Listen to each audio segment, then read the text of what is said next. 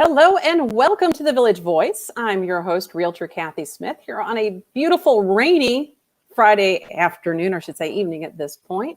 And one of the things that's been most volatile in this crazy COVID-19 world or pandemic world has been the world of finance. So I've been hearing a lot about things in the news as far as like having, people do forbearance on their mortgages. People doing refis and first-time buyers trying to jump into the fray. Obviously, this is a topic that's near and dear to my heart since I am a realtor, but I thought I'm not going to speak out of my area of expertise. So I thought, you know what, I'm going to bring in the best mortgage broker in the business, and that's Annika Cole from Movement Mortgage. So welcome, Annika. How are you? Oh, I'm doing great, Kathy. It is great to be with you again, as always. And your house looks great. I haven't gotten to see it yet. Take it in. Here it is. It's still a work in progress. But we're getting there step by step. So welcome. So obviously I know a ton about you because you and I do a lot of business together. We have a lot of mutual clients. And I can't say enough about Movement Mortgage because you guys deliver on every promise that you guys ever make. Pretty much if Movement Mortgage says something happened, it's going to happen. So we do Annika, for those you really do. Well, you do. So Annika, for those that are watching tonight that aren't familiar with Movement Mortgage, tell them a little bit about Movement and tell them a little bit about you. Okay, great. So Movement Mortgage is here locally in North and South Carolina. We actually are the largest mortgage provider here in the North and South Carolina region. We're all over the country as well. And we want to do mortgages differently. We want to serve our clients in a way that's not just about the closing table, but is really about providing them a service that will take them through the mortgage transaction and far beyond. So for me, I love what I do. I love my clients. And my goal is at the end of the transaction that they're in a better place financially than when they began. And I'm not about the closing table. I'm about a relationship with my clients that goes from start to finish and far, far beyond. So that's why I love working with you. You have the same attitude towards your clients. Yeah, it's a relationship for life. So I mean, it's one of these things that, we look out for them, for our clients, and we kind of give them the guidance as far as, what we know to be best and the best financial moves that we could possibly advise for them. Right. So yeah, I often joke with people that as passionate as I'm about houses, you're equally as passionate about money and numbers. Yes. So yes. Thank goodness we have somebody who's crazy about math.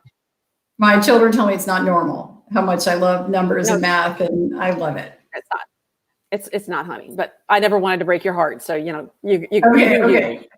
That's funny. Well, one of the things that's been going on in my side of the world is it feels like every second I turn around that there's something different's going on. Where I could depend on. Okay, I know that. This is what it's going to take to get a loan if you're doing an FHA or if you're going to do, conventional. And that's just like changing. It seems like by the hour sometimes. So yeah, it's true. Annika, what have you seen? Like what's going on and why? Why is this all happening? It's interesting. There's been a lot going on in the market, and it's not just, usually it's a fairly straight line between the 30-year treasury and what our mortgage rates are. But because of some of the ways that the feds have stepped in with their buying of mortgage-backed securities, because of forbearance is a huge issue, because of the loss of jobs, which is tragic, and of course, COVID, it's really changed the landscape of lending. And at the end of the day, when I do a mortgage or when a loan company does a mortgage, they don't tend to hold on to that mortgage. They tend to sell it, and they sell it to investors.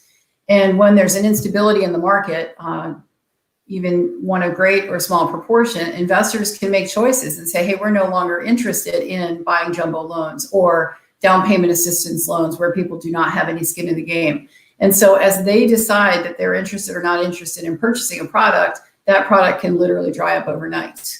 So one thing that helps me and us is that my company is fantastic, and we will be servicing our loans moving forward. And we are deeply embedded in our community. And so we're hoping our communities, here and all over the country. And so we are looking for every way that we can to serve our clients and serve them well. Well, and it seems like, it started off, and you and I had a conversation about this when it first happened, that, there are things where, like as far as if you need a down payment assistance, or like you're talking about the jumbo loans, which is that price point? If you want a jumbo loan, like what kind of price point are we talking about here? You would look at the conventional loan limit and anything above that, although there's some ways around that as well. So, it seemed like those two products just dried up immediately. Yeah, they did very quickly. It was crazy. And then it wound up that they came back. Yeah, they'll be coming back. And I think as the market continues to stabilize, I think the feds are listening to pundits, in my industry, Barry Habib being one of them, and they're listening. And I think as this continues to stabilize and as COVID starts to fade away, we'll start to begin a healing process. But I think it's important for all of us to know that we have a role in it. And being responsible with our mortgages is one of them. Right. And would you say now I've been in the real estate business for, this will be my 18th year this summer. And so I was in it when they had those years that they affectionately now call the mortgage meltdown. And, that's when people were, and I remember going to the closing table and people were, the buyers, and I was a listing agent, they were getting loans that were, 125% loan to value ratio. And I'm like, wait a minute, I didn't sell that house for that much. So, it was a huge domino effect because everybody had a little greed in this, where people were like, I could buy a $300,000. Well, they could buy a $300,000 house for the price of a $100,000 house, and who wouldn't? But the piper comes a calling, 5 years down the road when the balloon payment comes through. So, I've seen some weird stuff happening over the years, and this market is one that I just can't predict. And I've been in situations. I've been in situations where people are going in and they're doing multiple offers, on a house they've never set foot in. Right. Yeah, so, it's interesting. It's really interesting. I think the mortgage world is very different than it was in 2008. There's a lot more safety nets. Everybody, I think there's not an irresponsibility when it comes to lending. I don't know anyone who is allowing people to purchase homes that they shouldn't buy. That's just fiscally, that's irresponsible. And we're not serving our clients well if we help them to buy a home that they genuinely can't afford. So the government has stepped in with a lot of regulation that we all follow, and I think it helps us help our clients well. I do think we're different, though, when it comes to purchasing homes because we have a lot of technology. People that come in and do really wonderful video tours of homes. You can really genuinely get a feel for a home and maybe feel confident about buying that home. And then because lenders or realtors like you are looking for a win-win for the seller and the buyer, you're coming to agreements so that somebody can make an offer on a property, but not feel like they're risking a great amount of money. Once they make the offer, they can get into the property, so it's a different world than it was in 2008. Well, it's been, and they actually put out the statistic, and I think it's a valid number. The National Association of Realtors said that 80% of the transactions that are currently pending, under contract, that they have had some sort of effect from COVID-19. And I could say that's true because, out of my transactions, I've had 2/3 of mine have had problems. And for instance, which is kind of, I got off the phone just shortly ago with a client of mine who we've put their house under contract and they're out of state. And so this is the second house because the first one they were affected by the COVID-19, the seller freaked out and defaulted. So they're literally going to see the house they have bought for the first time on Sunday. We're closing that's Monday. Crazy. Wow. Now that's a level of trust, and faith in the people that are helping them, Yeah. Wow. Yeah. That's crazy. It's a different world, but I feel it really is. With the virtual showings, I think that gave us a lot more, comfort in what we saw and knowledge, so yeah. So I definitely agree. I do too. I think it's exciting. I think there's real tragedy about this that we can't overlook. But I do think at the same time that when you encounter difficulty, when you encounter tragedy, it inspires growth and it inspires change that can bring us to the next level and can help us all get to a better place. So I think as we are in this situation, if we can look forward to, okay, what can we take from this? What can we learn from this and move forward in a stronger way, reposition, be nimble, and serve each other well and draw together as a community, all of us. Well, and I look at it a lot like, when we went from, in my industry, when realtors had the big books that came out once a week with properties to now being in a place where there's Zillow and there's, all the IDX sites that have that information. And so that was a major transition in my industry. Yeah. And I think this is another one. And I think so. that the smart folks will adjust with it. I agree. I do. But one of the things that I think is interesting that, you're in your industry, with all this uncertainty and things changing by the minute, that haven't you had a lot of people coming to you about refinances lately?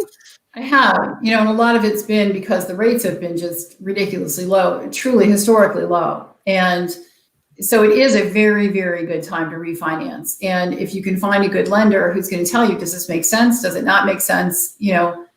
I'd be much more inclined to tell a client if it's not going to save them money, if they're not going to recoup the cost of the refinance, I'll tell them. But I think it's a very good thing to look at, particularly because with this low rate environment, especially if you have equity in your home, it can be a good opportunity for a financial reset.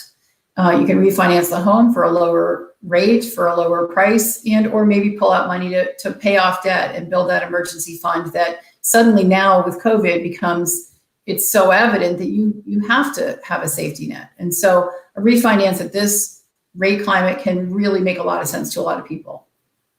Well, and I think there were a lot of people that were actually kind of caught unawares. I mean, a lot of us we couldn't have seen this coming. Correct. And I think I read somewhere they were saying that long before this, I'm talking like a year or two ago, that they were saying most Americans couldn't withstand a interruption in their money flow more than about $400 or $600. Yeah, so, I the fact that this came along yes. with more money. Whew. Yeah, and it's a rough place to be. And if you're one of those people, this is really horrible. And, that you weren't prepared is horrible. And, the hope is that, okay, we can take from this and go, okay, never again, never again. They do say that 69% of Americans don't have $1,000 in the bank. And we all know that it's going to rain at some point. And the same thing applies financially. We all know that there is going to be something bad that happens, and we have to prepare ourselves by having an emergency fund, by having a safety net, so that we can take care of ourselves and our families. And one of the things that I keep seeing thrown around like all the time right now, and it seems like they backed off of it about the last week or so, but for like the first 6 weeks of this, everywhere I turned, they were all talking about forbearance with your loans, with your mortgages, with your credit cards, your rent, your mortgage. And it's like, well, wait a minute. Is this really a good idea? So talk us through this. Let us give us the what do I always say the number? Yeah, it's a little bit of a muddy water, but what do I always say to you as the number one rule of money? I know the answer to this. All right, nobody gives anything away for free. Right. Nobody gives away money. And so when somebody's offering you free money, you need to look very long and hard at it and figure out what's the catch. Now, the reality is that forbearance is not forgiveness. Forbearance simply is a kind of an old-fashioned word that means patience. So for somebody who is in deep need of this, forbearance can be a lifesaver. But what I fear is that people are going to take advantage of it, not realizing how devastating it could truly be on their finances for a number of reasons. For one thing, credit reports. Now, according to some lenders, they say, well, we won't report to the bureaus. But the bureaus, by the very fact that the banks or lenders are not reporting to them, that represents a ripple in the pond. And whenever there's uncertainty in the world of credit or your credit report is going to reflect that level of risk. And so some agencies are dropping your credit score by 70 points just because the bank is not reporting. In other cases, the lender may not report a non-payment, but your credit report may show that that you're behind. or a lender may put that the loan is in forbearance. This can really have a deleterious effect on your credit score, number one. But number two, it can make you ineligible for either a refinance or a purchase until a full year is passed after the forbearance period is over. It could really hamstring your finances for a very, very long time. Number two, Wow. yeah, it's a really bad thing. And number two is that sometimes mortgage lenders are painted as being kind of the evil capitalists. They're just trying to prey upon, the people that they serve. But the reality is that when I pay my mortgage payment, it goes to SunTrust. SunTrust doesn't own my mortgage. They're just the servicer. And whether or not I make my payment, SunTrust has to pay the investor that owns the loan. So by not making our mortgage payments, if everybody stopped and said, oh, COVID-19, I can't make my payment, this could really, really impact the mortgage,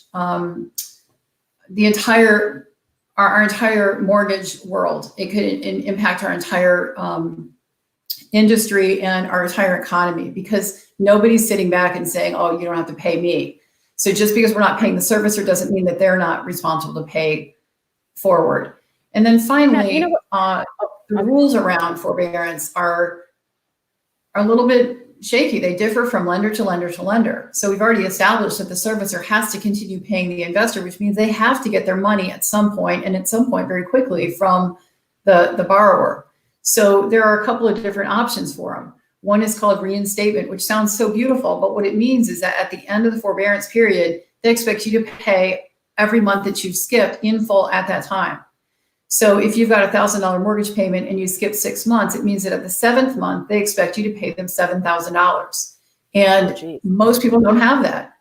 So it's a very, very slippery slope. The second way they handle it is that they can have some sort of a repayment plan where maybe they can potentially tack it to the end of the loan, but they can also say, no, we're going to spread out your missed payments over the next, 6 months. I'm just making this up. So instead of a $1,000 mortgage payment, now you've skipped 6 months. Now you've got a $1,500 mortgage payment. So they're all dangerous places to be. And then finally, they could do a loan modification. And again, this can impact your ability to refinance or even purchase another home if you were transferred, job transfer, or if rates continue to drop and you said, wow, I could save some money here. You may be prohibited from doing that simply because you took this step of forbearance. Does that make sense? Everything does. And the interesting thing is, like the last item that you mentioned there, that was part of the whole mortgage meltdown. That was the ending of it. They were going to do a lot of loan modifications, and we all know how terrible that wound up being. There were folks that were still screaming. It was a bad situation all the way around. Right. And it really wasn't because they were, trying to be evil or trying to be hurtful. But at the end of the day, they've got to continue paying their bills. They've got to continue paying their employees, So like I always say, there's no such thing as free money. And, as Ronald Reagan said, the worst words you could ever hear is, knock, knock, knock. I'm at your door. I'm the government. I'm here to help you. I would be very leery. Very leery of accepting. There's no such thing as free money. So it's scary. It is. And the interesting thing is, I actually was listening to, and I cannot remember who it was, because I do a lot of podcasting as I'm walking the dog. And so it's a lot of industry experts are going into my head as I'm walking. And one of them mentioned, broke down the CARES Act and where it allowed for us as individuals to have a little financial assistance. It allowed for businesses to have, paycheck protection. All these different elements had some assistance. The one party they didn't give any assistance to were these loan servicers. And I found that interesting, because I thought that's where the squeeze is.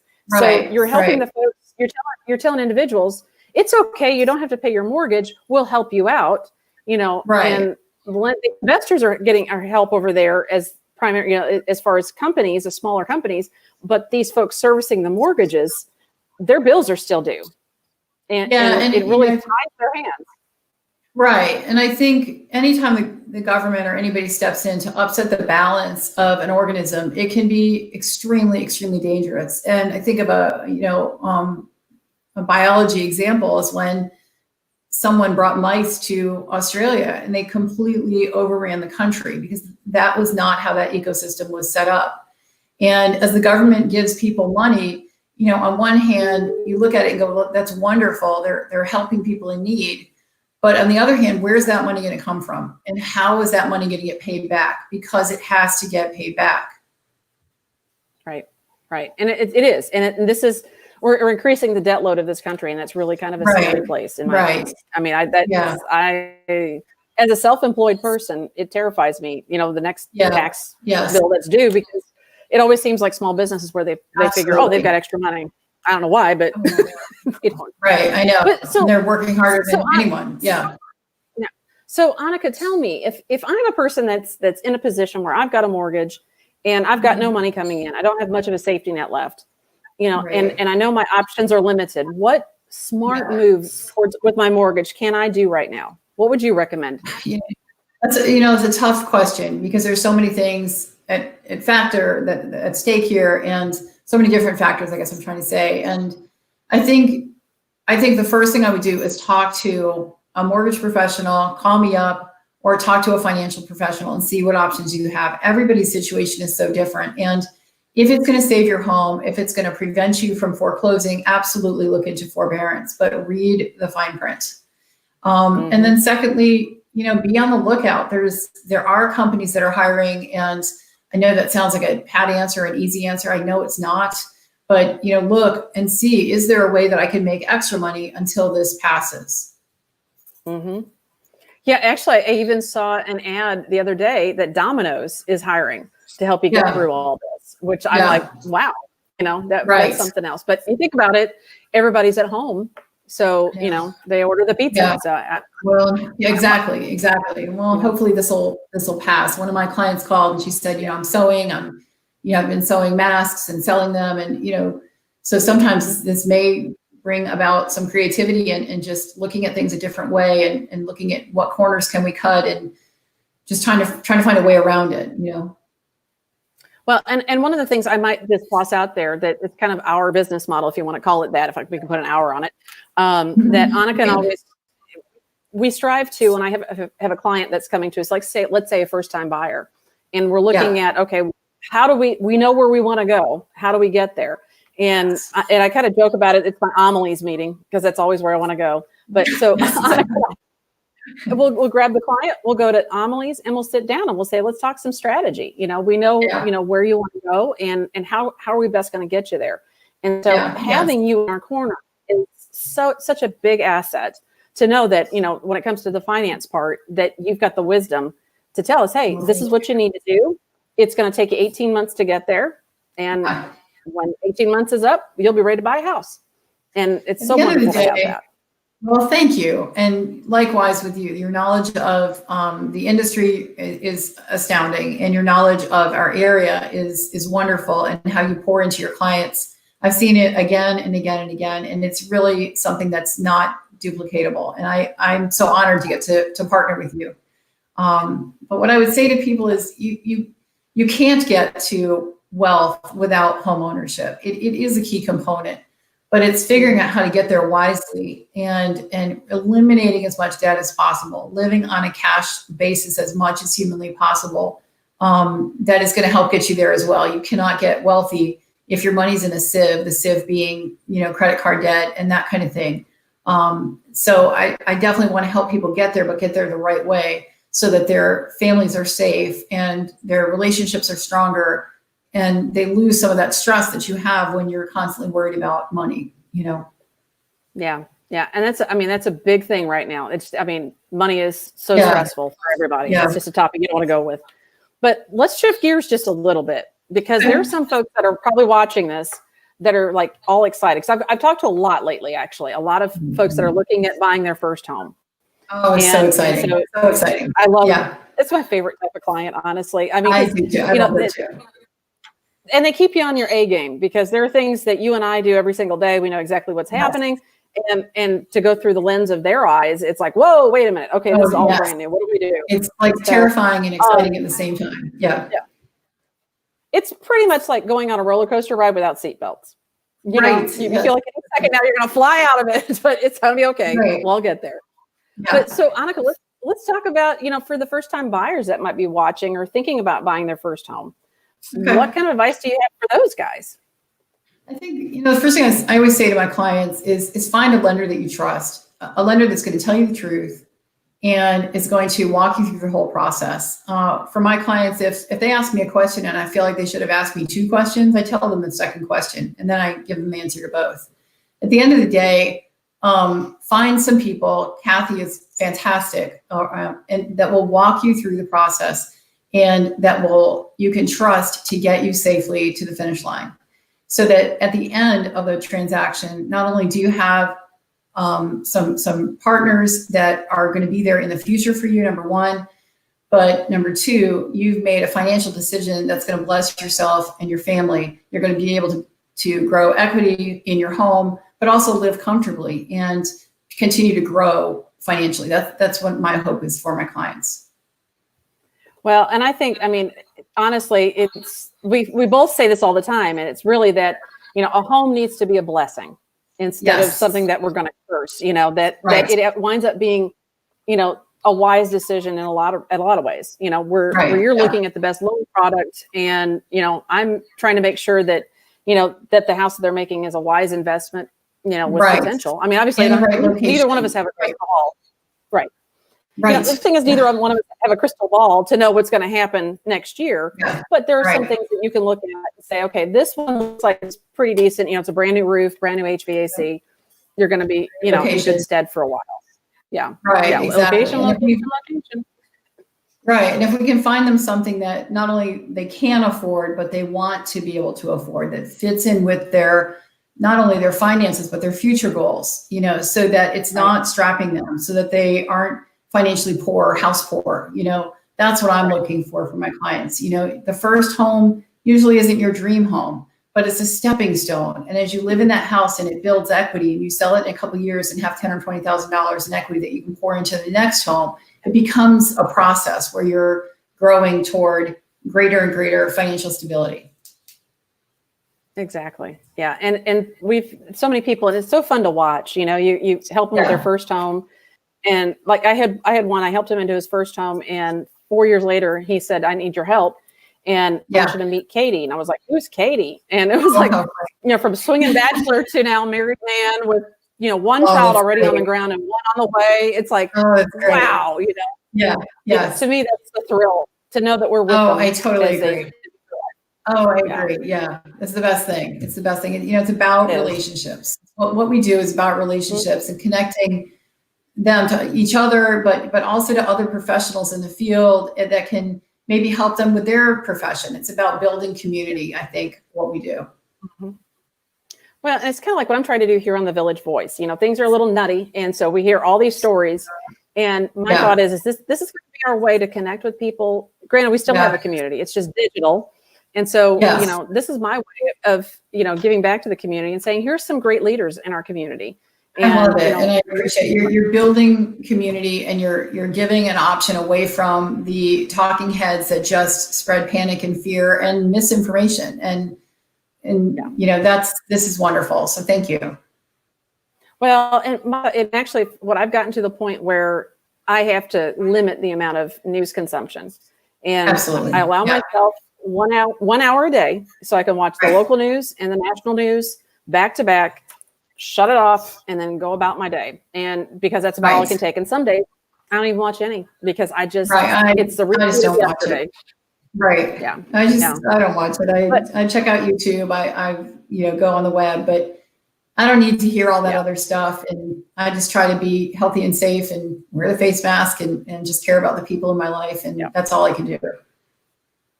Well, we care about you, and I keep that mask on, my darling. I just love you to death. Me too.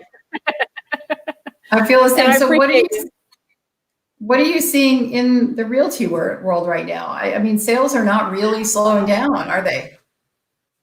No, it's a different kind of element for me because, again, like I told you, I've got some people that have bought houses sight unseen. I've got people jumping into bidding wars. I've got other folks. I've got a whole bunch of people that are like, well, I have to wait. We're going to wait a little bit. And I've got folks from out of state, a lot of them that they're saying their shelter in place orders are like, I've got one today that she emailed me and said, our shelter in place exists until May 28th. So they're not even able to leave the state, to do any house hunting. So I'm building a heck of a pipeline of folks that want to buy a house. It's going to be great when all this clears, because it'll be wonderful. But it's a lot of lives in the balance. And I think that's what disturbs me more than anything else, because there's so many elements to a real estate transaction. And you don't need some weirdness like a virus coming in and causing us not being able to move forward. So when something gets thrown in like that, it really puts people's lives like just kind of on a hold position. Yeah, and it's so true. And it really kind of takes me out of my comfort zone, because I can't say, well, here's what's happened before. Like when we had the mortgage meltdown, I can tell them, we've been in a very great, even when all that craziness happened, when we had all the mortgage meltdowns, 10, 15 years ago, our market here has been, actually, I originally practiced in Columbia, South Carolina. So let's say the Carolinas, both of those markets were very controlled. So when you saw the craziness happening and people were getting excited because, oh my gosh, that means I can go get a house for 40 grand under market value. They got upset with me because you can't find it here. And the reason being is that lenders are very cautious about their lending practices back then. So they made sure that the default rates were low. So where you have, like the Chicago market, I had a client that moved here during the midst of all, and she lost $80,000 of equity in a house she had. New York, Florida, LA, all those markets experienced some serious, issues there. But here we really don't have that, because we are so controlled about what we do. And we're very cautious. And I think it's a good thing. About it before. No, I think it's very good. It's a good thing. It protects the client at the end of the day. And sometimes it's difficult. The loan process is not easy. There's a lot of documentation that's collected, and sometimes it seems like duplicative. It's, over and over, you're asking for the same thing, or, am I still on my job, for instance? Yeah, we're going to ask you that question, because we don't want to get you into a loan that you can't carry and that's going to be a burden to you, or that's going to foreclose. So I think it's a double-edged sword, and sometimes it's challenging for clients as they are trying to get a loan, and I feel like, why all the questions? And it's because we want to protect them at the end of the day. And I think we do a great job of that. And I say we, like I have anything to do with it. You're in charge, Kathy. We all know it. That's what I'm saying. Yeah, I wish the whole world knew that. Exactly. We're getting the word out. We're getting there little by little. But no, it's really, and like I had clients that moved here from California that, they were like, why are you bragging about like a 3% year-over-year increase in value in your properties? Like, we made $100,000 in 2 years' time. And I said, well, when the market shifts, you'll understand how great 3% a year is, because we won't drop, you won't lose 150,000 in equity overnight. Right. It's real. So, it is. It really is. But Annika, I just love you to death. I'm glad you came on tonight, and hopefully some of this info can help some folks, try to have some calmness about all this craziness with mortgages. Absolutely. And at the end, I'll have your contact information up so folks can reach out to you. If anybody has questions, even if you're not interested in refinancing or buying, if I can serve you in any way, don't hesitate to call. It'll be my absolute pleasure to talk to you. And Kathy, thank you for having me. I love you so much. And I just am honored every single day to partner with you. And so thank you for what you're doing to make our world just a closer and better place. Trying to do all I can. Thanks, Annika. And by the way, ladies and gentlemen, if you, as I always say at the end of these shows, that, one simple, small, little, kind deed for somebody, it may not seem like such a big deal, but, the fact of the matter is it really could change somebody's life. So, reach out and do what you can to help your neighbor. And next time here on The Village Voice, which will be next Wednesday, May the 13th, I'm going to be speaking about the arts, one of the things that is dear to my heart, and talking about them trying to survive during this pandemic and the time of social distancing. So tune in again. And again, I'm Realtor Kathy Smith, your host from The Village Voice. Good night.